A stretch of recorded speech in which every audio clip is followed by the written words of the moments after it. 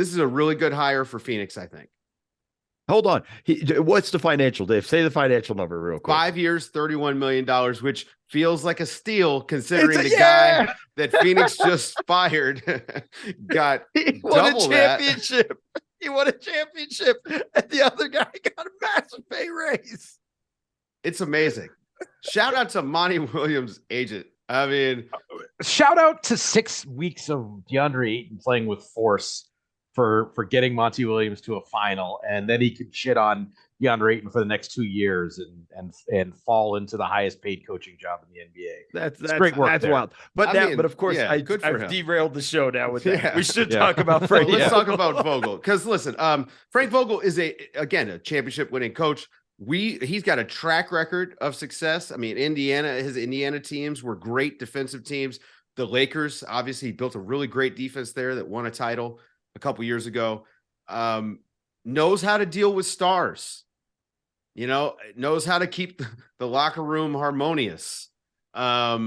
It's going to be a more organized situation there, but I expect it to be relatively drama-free because Frank Vogel's not a drama guy. I mean, he's just a basketball guy.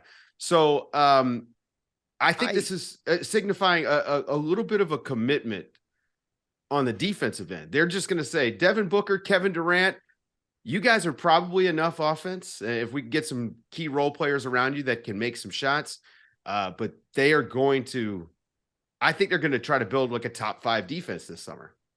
I think Kevin Durant's going to enjoy being coached by Frank Vogel. And what I mean by that is it sounds like he's dying to be coached. When he was talking about stuff, the cat tail with, oh man, we're close to a cat attack. It's been a minute. I feel like the stuff he was saying when Steve Nash was being let go and what he liked about Jacques Vaughn was like actual practicing and coaching and things like that. I think that's what you're going to get from Frank Vogel. I think that's an important aspect of it. I think you're right, Dave. Focus on the defensive end there. Yes, you need more offensive pieces, a little more firepower offensively as well. But those guys, you can find it's not hard to put together an offense with Devin Booker and Kevin Durant as your main guys. And I think that's important. But I think you got to start on the defensive end. I love the hire for them. And I was very happy that they did not hire Doc Rivers, who pulled his name out, I'm sure, once he found out that Frank Vogel was getting the job. But I think this was a good hire for them, a smart hire for them, and now they got him at a steal. Yeah, I think I'm on record as saying it's a little silly to have really strong opinion about coaching hires, but I think what Mo said is right. Is we have enough track record of Vogel to know that he will have an organized, solid, good defensive scheme. Anytime he's had talent, his teams have been good. Maybe they haven't been the most inventive offensively. There's frankly a question about how inventive you can actually be as an offensive coach with Kevin Durant, because he's just kind of gonna do stuff and get buckets. But no, it's for a team that is in win now mode, solid is kind of what you're aiming for. Could you hit a home run with a first time coach? Yeah. Do you want to take that gamble knowing you have about a 2-year window the rest of Durant's prime?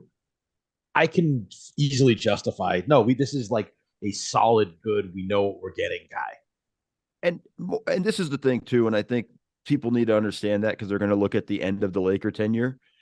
He was handcuffed with the team they gave him after they won the championship, right? Like the whatever, complain about rotations and whatnot and things like that. But like when they gave him Russ, what were you supposed to do with that team? Like, in that instance for Vogel. So I'm excited for him. I think this is a great opportunity for him as well. Good job, Phoenix. That's all I can say.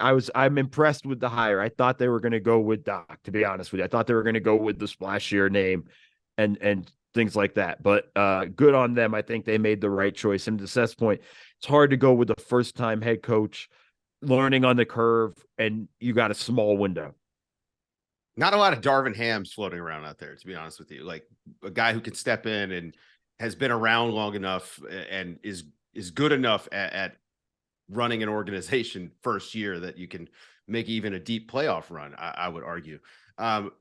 Frank Vogel is going to build a good defense there. I have no doubt. I guess, we'll see what they do as far as free agency goes, or if they've got some trades up their sleeves or something, because they need some guys now. Well, they need to turn DeAndre Ayton into multiple players, but that's a different. Well, we'll see. Podcast for a different day. Or maybe he just needs a different.